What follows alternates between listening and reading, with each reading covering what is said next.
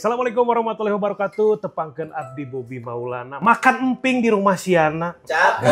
Makan korma di rumahnya si Ripki. Cakep. Wilujeng sumping sadayana di ayeuna waktuna ngajawab bersama Haji Ayep Zaki.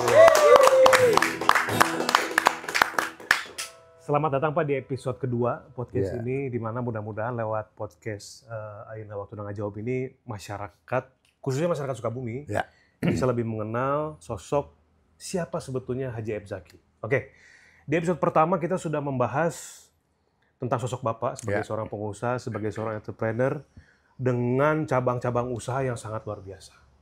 Kemudian juga kita sudah melihat Sukabumi secara singkat ya, melalui data-data yang sudah kita kumpulkan, dan mudah-mudahan data itu akurat ya Pak ya. Karena data sewaktu-waktu bisa berubah, silakan teman-teman juga boleh cross-check lagi di website-website terkait.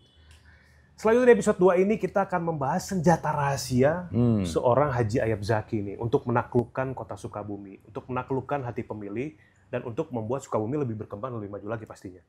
Oke, langsung aja Pak. Bapak teh punya modal apa untuk memajukan kota Sukabumi? Kalau kota-kota lain udah nggak usah diomongin ya Pak ya. Udah 32 provinsi. Bapak sudah menaruh benih-benih usaha Bapak di sana. Tinggal di kota nih seperti apa programnya, silakan. Baik. Jadi bermodalkan pengalaman. Dua dasawarsa 20 tahun. Dari total 36 tahun saya punya pengalaman. Artinya pengalaman saya merasakan manisnya hidup, pahitnya, dan sangat pahit hidup. Kembali lagi sekarang berjuang untuk Kabupaten Sukabumi. Yang pertama, tadi konsep pada episode sebelumnya, kita membangun satu ekosistem saling menolong, saling membantu. Dengan apa? Nah, saya ini kan salah satu yang sudah pernah protes otoritas jasa keuangan, OJK, 2 kali. 2 kali, Keuangan ini paling ketat. Keuangan tuh di dunia, di Indonesia di mana saja keuangan itu paling ketat terhadap integritas maupun kompetensi dari sektor keuangan. Maka untuk memajukan Sukabumi, terutama akar rumput Sukabumi, maka kita harus selesaikan sektor keuangan. Sektor keuangan. Jadi jurus saya itu. Jadi Kak Bobi, rumah tangga kalau bahasa Sundanya itu rapih-rapih. Dengan uang. Anak ingin pendidikan tinggi dengan uang. Dan apapun kegiatan selalu ujung-ujungnya uang. Ada pepatah mengatakan, uang bukan segalanya, tapi segalanya butuh uang. Butuh uang, gitu ya. Maka jurus saya membangun ekosistem dana abadi di tingkat RW. Jadi nama program unggulan Bapak untuk masyarakat Sukabumi ini Dana Abadi. Dana abadi, itu unggulannya. Karena apabila di tingkat KRT-an ada dana abadi, dana abadi ini bisa digunakan untuk kepentingan ekosistem ekonomi di KRT-an itu. Contohnya umpamanya 100 juta, wah ini kan bisa menghidupkan. Bisa dibayangkan Sukabumi ini kurang lebih ya plus minus tuh 1.570-an ya. 1.570-an kurang lebih RT di kota Sukabumi. Nah, kalau satu RT-nya dia punya dana abadi 100 juta, bisa dibayangkan plus minus sekitar 157 miliar rupiah di kota Sukabumi, itu uang berputar. 100 juta itu kurun waktu berapa lama tuh Pak? 10 tahun. 10 tahun. Berarti jadi per tahunnya 10 juta. 10 juta. Dan ini bukan ide dan gagasan dan pemikiran. Tapi ini sudah saya buktikan selama 20 tahun. Di luar Sukabumi? Di luar, di 10 keluarga yang pada episode pertama tuh. Itu. Yang 10.000 kepala keluarga ini berhasil sekarang karena menggunakan dana abadi. Di mana aja Pak contohnya Pak? Contohnya begini. Di daerah mana yang udah berhasil tuh Pak? Tadi kan ada pengusaha-pengusaha tempe. Itu pengusaha tempe binaan. Binaan ada mitra, ada milik ya, milik sendiri, ada mitra. ada.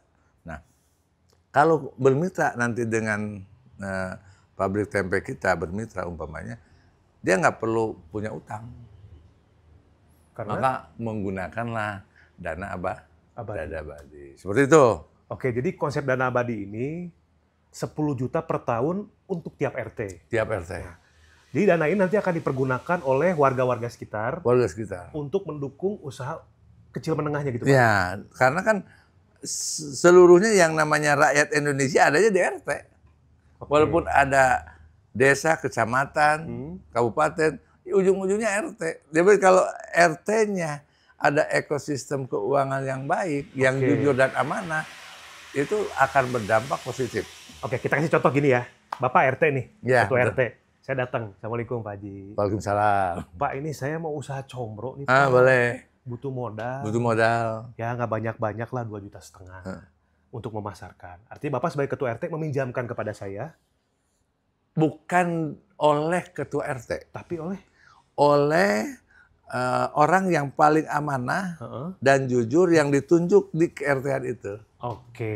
Karena kita tidak mau program ini menjadi gagal. Dan ini harus berhasil, oleh karena itu dikelola oleh secara profesional di tingkat KRT-an. Di tingkat KRT-an. Seperti itu. Nah, setelah dipinjamkan 2,5 juta, ada kegedean 2,5 juta. 500.000. Nah, 500.000. Oke lah. Combro ya Pak ya. Combro. Kalau combro 2,5 juta, isinya kayaknya kaviar tuh. Telur-telur kerang tuh yang mahal ya. Nah, 500.000 itu akan dikembalikan lagi kepada pihak RT. Ke pihak pengelola. Sebagai modal. Sebagai modal. Oke, berapa ada termin waktunya? Kesepakatan mereka. Oke. Ya, bisa misalkan minggu, 2 bulan, 3 bulan, dicicilnya per minggu. Nah, itu silahkan. Mau pakai kelebihan atau tidak, terserah. Karena memang itu dana abadi. Wih, bagus ya. Seperti itu. Ya. Dan ini saya sudah bikin sampling kurang lebih ada 3 titik RT di kota. Sukabumi nih. Oh, Bapak sudah menjalankan itu? Sudah. 2 di Kecamatan Gunung Puyuh, 1 di Kecamatan Cikole. Efektif tuh, Pak? Kita nanti saya akan testimoni. Oke. Kak Bobi bisa langsung tanya. Baik. Testimoni, bagaimana? Ya, berdasarkan data yang sudah saya terima, mereka sangat senang dan minta nambah. Minta nambah. Karena malah ada yang nggak bisa bayar listrik, pulsanya habis. Ya itu kan cuma bayar 100.000 kan, pinjem ke dana abadi. Oke. Nah, bayar kan, setelah itu dicicil bayarnya tanpa bunga. Gitu. Jadi betul-betul tepat sasaran ya Pak ya? Sangat tepat sasaran. Nah, inilah kenapa Bapak harus menjadi wali kota agar otoritas kepemimpinan itu bisa tepat sasaran. Tepat sasaran. Anggaran itu yang paling ujung tombaknya program saya itu. Dana abadi. Di luar kota Sukabumi, di 32 provinsi, udah berapa keluarga Pak yang menerima dana abadi? Dari 2005 ya Pak ya? Satu provinsi Lampung sudah. Ya. Yang memang ini 100% masyarakat ya, bukan anggota doa bangsa, bukan. Benar-benar masyarakat di luar komunitas ormas Bapak nih? Di luar itu. Artinya memang benar-benar dana abadi digunakan untuk masyarakat. Ya. Yang kedua di Cikembar, kemudian di Slakopi, kemudian satu lagi kepada komunitas pedagang asongan di Cibadak. Oh, pedagang asongan. Nah, karena boleh juga yang menggunakan dana abadi ini pedagang asongan, komunitas-komunitas itu, sehingga pedagang asongan tidak lagi pinjam kemana-mana, pinjam ke dana abadi. Betul. Kalau berbicara masalah nominal dari dana abadi 10 juta. Ini kita juga punya data tentang upah minimum rata-rata Pak ya. Di Sukabumi itu sekitar 2.700.000 ya Pak, kurang lebih ya. Kurang lebih. Oke. Maka dengan 10 juta ini dengan UMR itu menurut saya masuk nih Pak. Cuman mungkin bentuk usahanya juga yang betul-betul usaha kecil gitu ya. Sangat kecil. Seperti tadi Bapak bilang asongan. Kemudian mungkin seperti tempat mungkin bikin nasi uduk gitu ya. Lotek gitu ya. Kemudian cilok. Itu juga bisa berjalan. Iya, jalan. Rata-rata kan begitu. Oke. Selain dana abadi yang Bapak usung, ya, konsep dana abadi ini yang sudah berhasil di beberapa wilayah, di luar kota Sukabumi. Artinya kan ini perdana dibawa ke kota Sukabumi. Ya. Baru 3 ya Pak ya? 3. Baru 3 RT yang mendapatkan, dan mudah-mudahan nanti juga ini berkembang. Berkembang. Artinya uang ini tetap bisa diputarkan dengan baik. Selain dana abadi Pak, yang namanya program itu kan gak cuma satu. Apalagi nih senjata Bapak untuk Sukabumi? Yang kedua senjata adalah meningkatkan produktivitas kualitas ya, dari sektor UKM, kemudian pertanian. Yang pertama sebenarnya meningkatkan kualitas dan produktivitas sektor budidaya pertanian, itu yang kedua meningkatkan produktivitas kualitas dari sektor produksi UKM. Itu yang ini. Karena ini senjata ampuh ya, untuk menaikkan nilai tambah value. Oke. Nah, contoh begini, sawah padi ya, yang biasanya umpamanya 1 hektar nih hanya 5 ton, naikin 20% jadi 6 ton. Oke. Jagung juga sama, misalkan rata-ratanya 5 ton per hektar, kita naikin 20%, sama dengan 1 ton. Ya. Bisa dibayangkan, kalau di arealan kota Sukabumi ada 1.300 hektar, dan kenaikan value-nya 1 ton per musim tanam, bisa dibayangkan. Ada nilai value, dan itu akan membantu pertumbuhan ekonomi di satu wilayah itu. Dan itulah senjata yang saya miliki. Ini pun juga sama, bukan gagasan, pemikiran, dan cita-cita, bukan. Ini sudah saya kerjakan 20 tahun. Jadi memang yang sudah Bapak kerjakan, Bapak terapkan. Berarti bukan angan-angan ya Pak ya? Bukan. Punten nih Pak, namanya bakal calon ya Pak? Bakal calon. Wali kota gitu kan, ataupun pejabat-pejabat yang lain. Kalau turun ke rakyat kan, itu mulutnya pernah dikerubutin semut Pak. Saking manisnya Pak. Betul. Semut banyak, mulutnya manis. Gitu. Betul. Tapi memang hanya sekedar di mulut saja. Ya. Kemudian setelah calon wali kota atau calon pejabat itu pergi, udah selesai, menguap. Ya? Menguap. Bersama ruang dan waktu. Seperti itu, faktanya. Faktanya seperti itu. Nah, Bapak artinya di sini mencoba untuk menerapkan kepada 3 RT dulu. Ini merupakan suatu hal yang luar biasa. Iya, betul. Jadi bukan cuma sekedar di mulut aja ya Pak ya? Bukan. Apakah tadi yang Bapak bilang produktivitas pangan, kemudian juga bibit, dan juga UMKM ini akan terhubung juga nih Pak dengan dana abadi? Otomatis ya? Otomatisasi, karena nanti begini, di tingkat ke-RT-an kan tidak selalu itu ada di kota, pasti ada di pedesaan, di situ ada lahan. Nah, maka petani butuh bibit, butuh pupuk, dikasih oleh dana abadi, dibayar setelah panen. Nah, itu sangat membantu. Sangat membantu.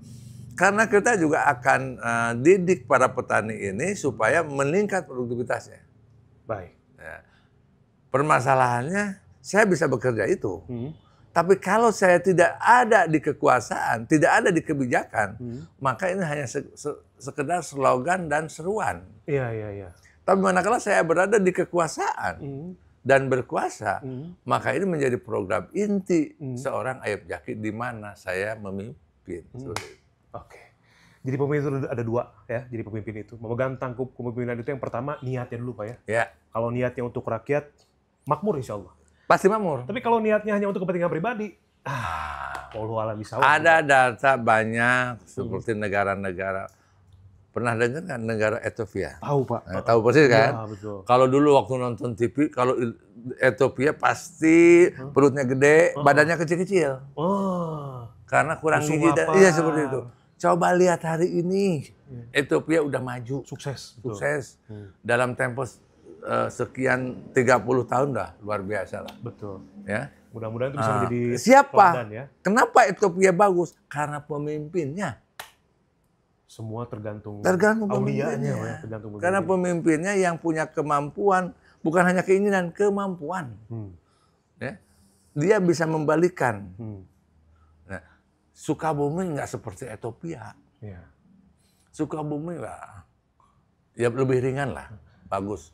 Artinya tidak memerlukan waktu 30 tahun, 10 tahun yang terbaik di Indonesia. Luas wilayah Sukabumi itu berapa, Pak? 4.800, sangat kecil. Pertaniannya 1.300. hektar. Harusnya dengan wilayah yang sekecil itu harusnya bisa lebih banyak yang dikembangkan ya Pak, karena kecil kan lebih mudah sebetulnya lebih untuk mudah. Tapi ya kita akan nego-nego lah nanti supaya luasannya jadi 11.500. Oh, ada pemekaran? Harus. Amin, mantap. Ya. Karena kabupaten kan keluasan ada 215.000 hektar. Wah, luar biasa. Pindahin dong sedikit buat kotanya. Buat kota. Jadi dari 4.800 ke 11.500 ya, secuil buat kota kan begitu. Boleh. Amin, mudah-mudahan. Supaya kenapa?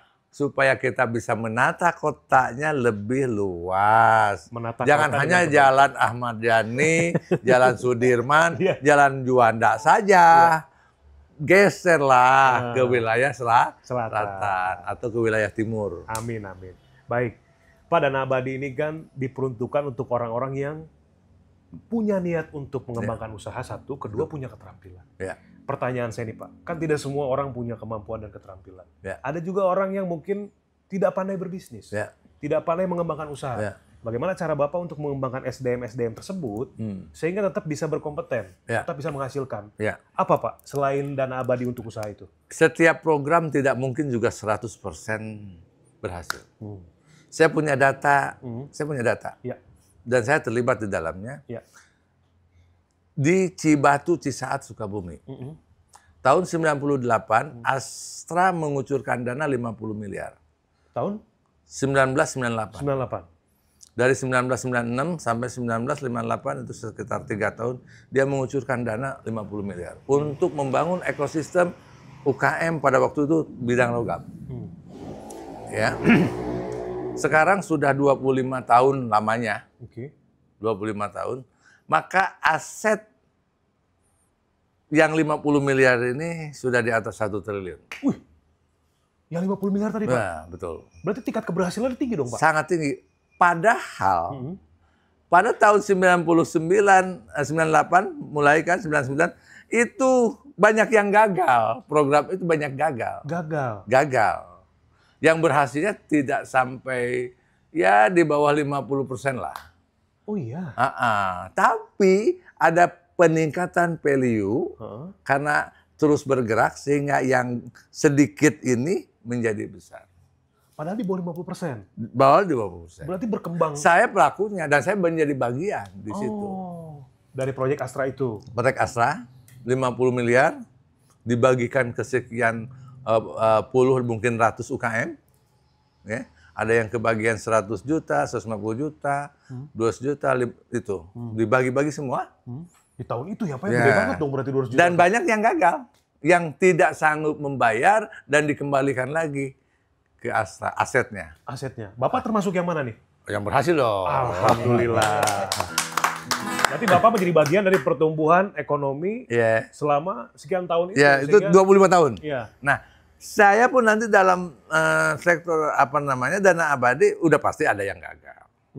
Untuk mengentaskan pengangguran udah pasti juga ada yang gagal. Tapi saya sudah memberikan data di Sukabumi ini, saya sudah melatih 200 cukur rambut. 200 cukur rambut? 200 orang. Dilatih supaya mampu jadi cukur rambut. Dan 200 orang yang dia menjadi bisa dilatih untuk refleksi Haji Uhud. Keberhasilannya sama di bawah 50%. Oh, setelah dilatih itu keberhasilan tetap di bawah 50%. Jadi, tapi yang 50% ini yang di bawah 50%, saya yakin dalam tempo sekian tahun yang akan datang, dia akan meningkat value-nya yang berlipat-lipat kali dari apa yang saya keluarkan dana untuk melatih. Oke, paham saya. Paham kan? Paham. Ya, jadi seperti itu. Nah, itu saya lakukan oleh pribadi. Istilahnya yang sodaqoh jariyah Ayub Jaki untuk masalah Sukabumi. Melatih orang-orang untuk punya keterampilan. Kemudian sodaqoh jariyah Ayub Jaki untuk warga Sukabumi tentang Dana Abadi.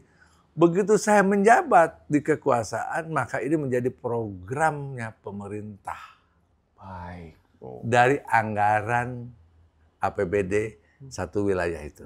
Berapa Pak anggaran APBD Kota Sukabumi itu berapa? Yang jelas di bawah 1,3 triliun. Di bawah 1,3 triliun? 1,26, 1,25 seperti itulah. Oke.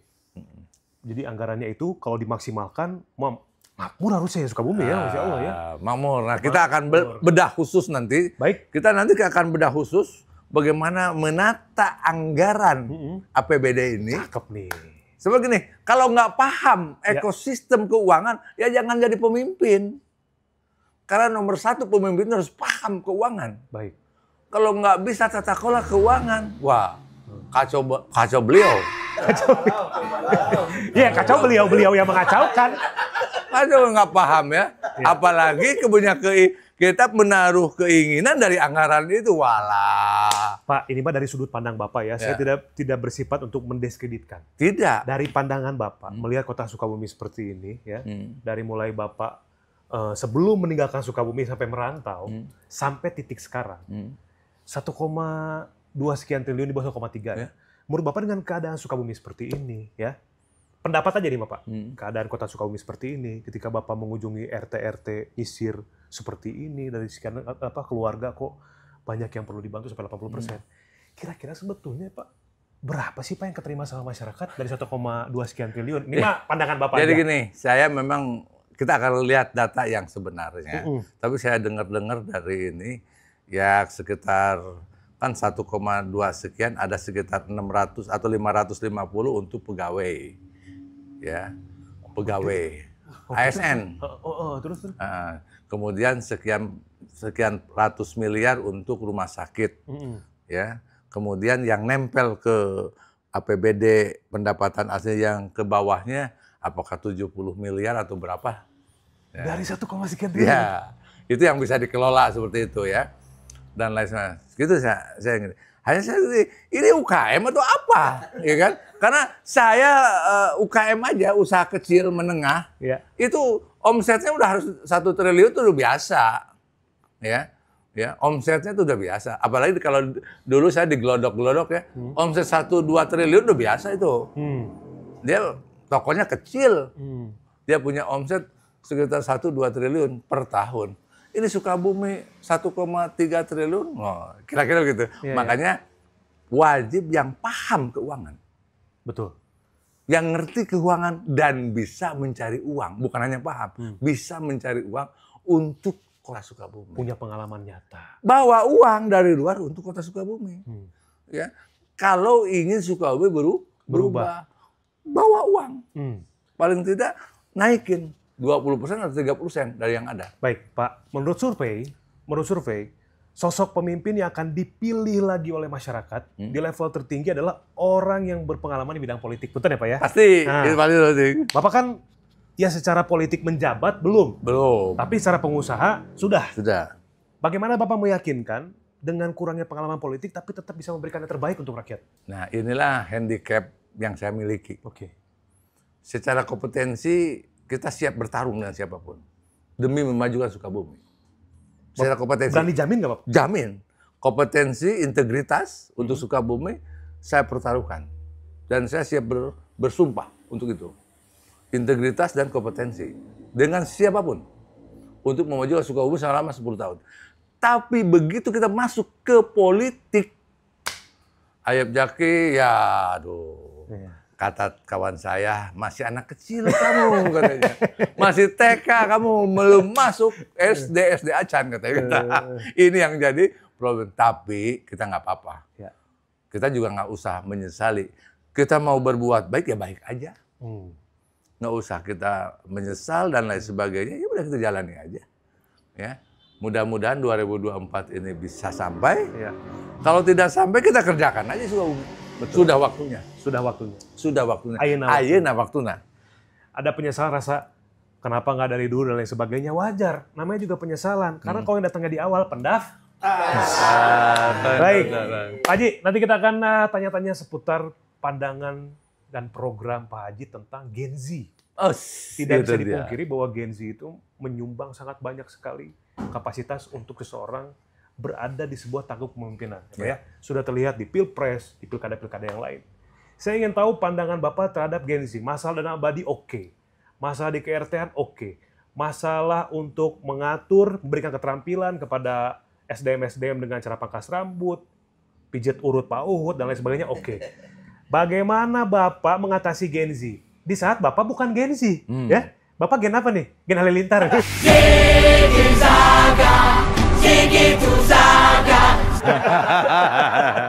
Lumba. Oke, Bapak siap, Pak? Ya. Di episode selanjutnya kita akan semakin tajam, kita akan semakin kritis dengan judul mengkoreksi aib Zaki dari mata kita.